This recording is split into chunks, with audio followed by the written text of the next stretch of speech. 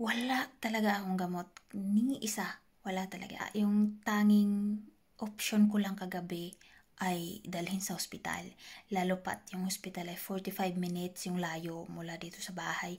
So, bug, gumagano talaga yung puso ko. Bug.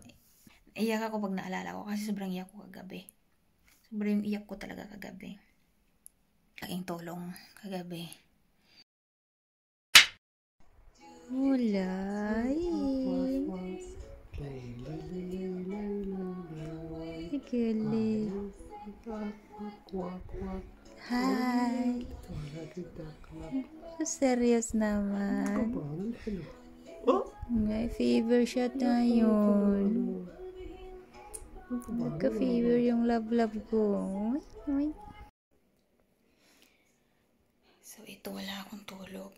Kasi yung anak ko may fever siya. Bumaba na siya ng konti. Kanina naging 39.2.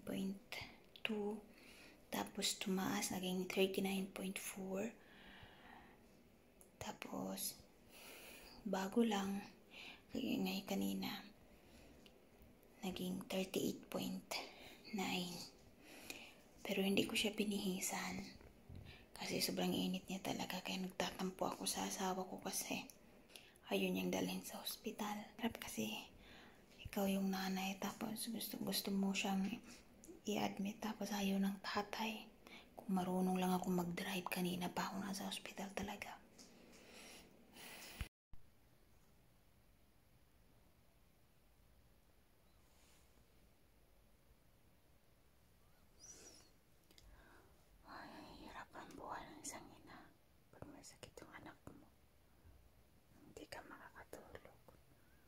Gusto mo gawin ang lahat para gumaling siya.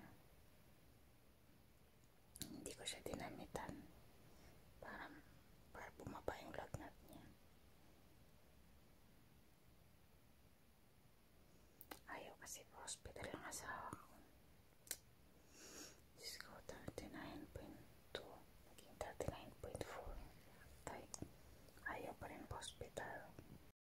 So ito pagkagising niya, medyo okay na yung kanyang lagnat, bumaba na siya at nakakapaglaro na siya. Ayan. Ay, nakakatuwa naman, pero ako yung walang tulog.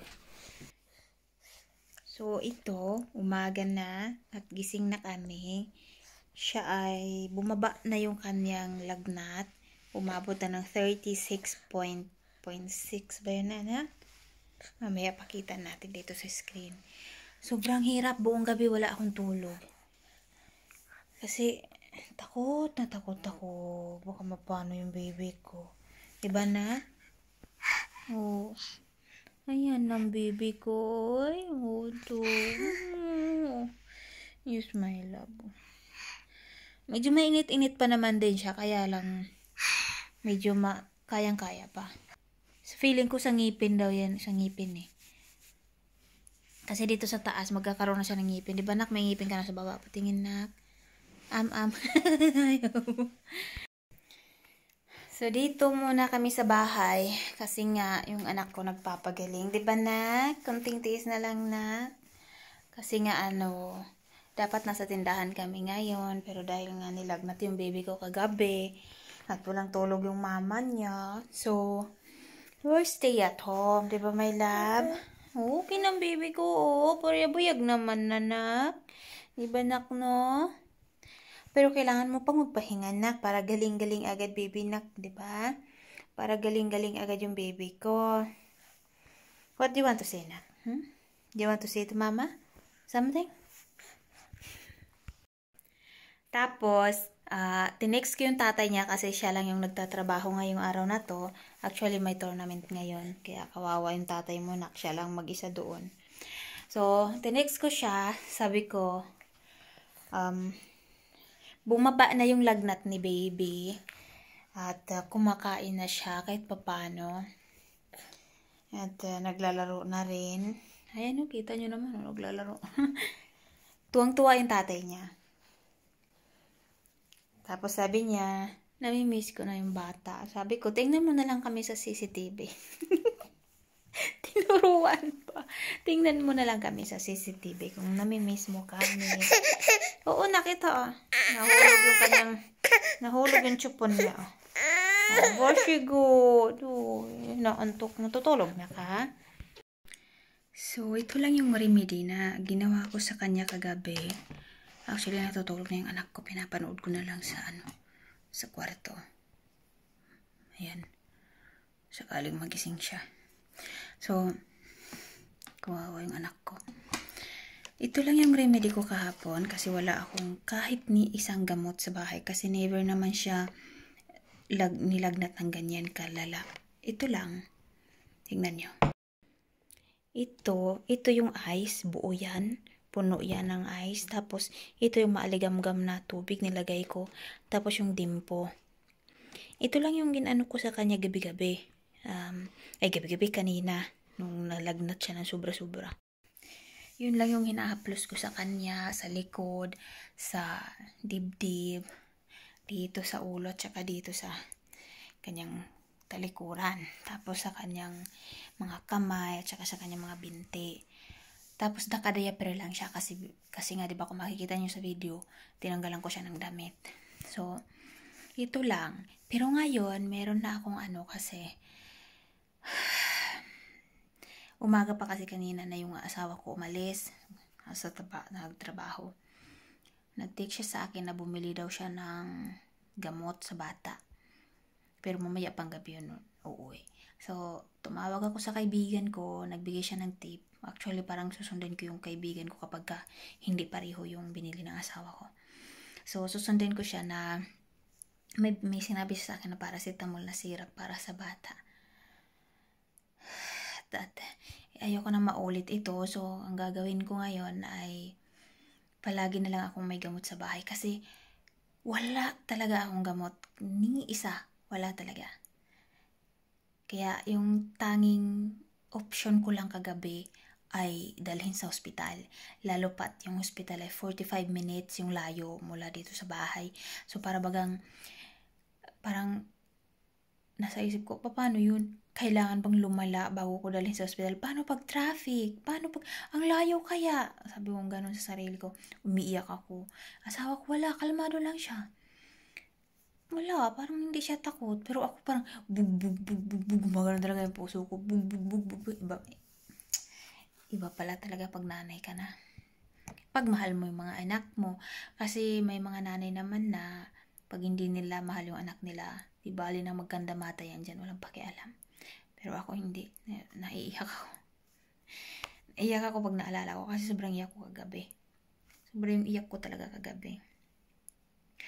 So ngayon kailangan ko na laging meron siyang gamot sa bahay. Ito malaking tulong kagabi. Na temperature ng bata. Nalalaman ko. Magkaiba ang temperature sa puwet at saka dito sa armpit. Kasi tinry ko sa armpit, 37 lang siya. Pero sa puwet, effective siya. Doon yung tunay na temperature ng lagnat. Natakot pa ako. Nung una, sabi ko sa asawa ko, hindi ko kayang iganon sa puwet ng bata. Sabi niya, kailangan mong kasi malaki na yung bata. Kailangan matuto ka na. Kailangan hindi ka na matakot. Ngayon, sanay na ako. Alam ko na kung paano siya gamitin. So, malaking tulong to kagabi sa akin. So, sana hindi na babalik yung lagnat ng anak ko. Sabi naman ng kaibigan ko ay lucky lagnat daw siya kasi lumalaki siya. At hindi yun, pag hindi daw umabot ng 40, 41 degree, I mean, yung kainit ng bata, yung lagnat niya ay okay lang. So, pero noong time na nandun ka sa punto na yun, parang gusto mong ilipad yung bata sa ospital. Kung marunong lang talaga ako mag-drive, nasa ospital na talaga kami kagabi. Kaya lang hindi pa ako marunong. So yun masasabi ko lang. Napakahirap. Yung lesson ko dito, kailangan talaga laging may gamot sa bahay. huwag pakampante. Kasi hindi natin alam kung kailan. Kasi nagngingipin siya. Baka feeling ko yun.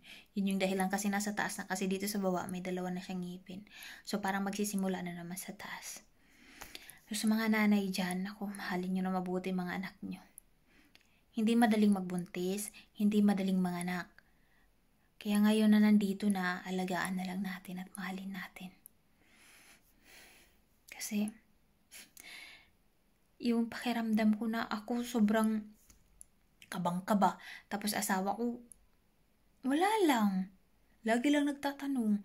O kung hindi ko sinasagot kung gaano na kataas yung lagnat ng bata o kababa, siya na kusang nagtingin sa bata kung nilagnat ba ng sobra o hindi. Ganun lang. Tapos panay lang siya, Google. Samantalang ako dito, hindi ko na alam anong gagawin ko.